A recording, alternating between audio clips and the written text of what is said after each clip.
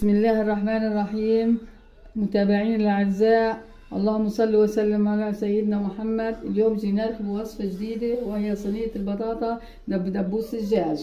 مكوناتها زي ما انتم شايفين: دبوس دجاج، بصل مقطع، بطاطا مقطعة، بندورة مقطعة، بهارات، معلقة صغيرة كاري، معلقة صغيرة لا ملح، طبعا ملح حسب ذوقه، فلفل اسود، 7 بهارات. هنا دقينا قرن فلفل اخضر مع كزبرة وتوم، معلقة سمنة. تعالوا نبدأ الوصفة مع بعض. اول شي بدنا نحطه زي ما انتم شايفين، نضيف البصل المقطع، نضيف البطاطا،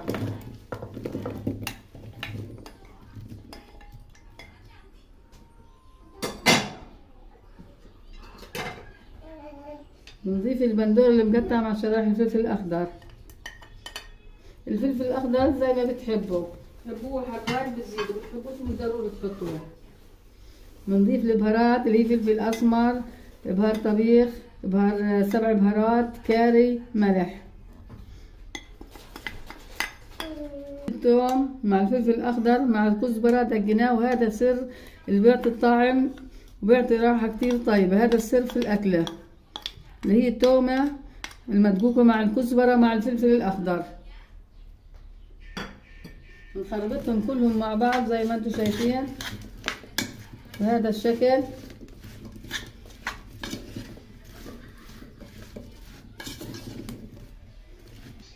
نجيب الدبوس بنتبله شوية ملح، شوية بهار دجاج، شوية بهارات السبعة بنرشه مع هذا، نتبلهم بهذا الشكل.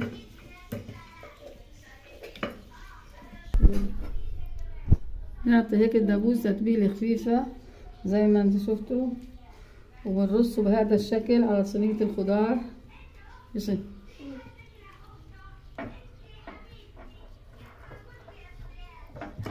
نجيب شوية سمنة، قد معلقة سمنة، وبنرشها اهي على الصينية، بنضيفها لهم هيك تكون الصينية جهزت للفرن.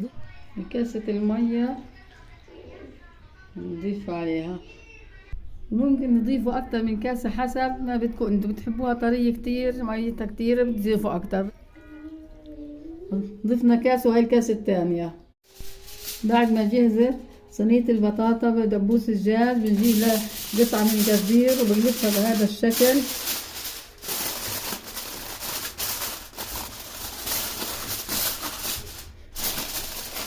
بدك تركبيها على الغاز العادي عادي، فيش مشكلة. بدك تحطيها بالفرن اللي موجود عندك، اللي حسب امكانياتك. هيك بتكون الصينية جهزت. بندخلها على الفرن لمدة ساعة إلا ربع أو على راس الغاز عادي. بنرجع لكم بعد شوي. وهيك تصبحت صينية البطاطا بالدبوس جاهزة.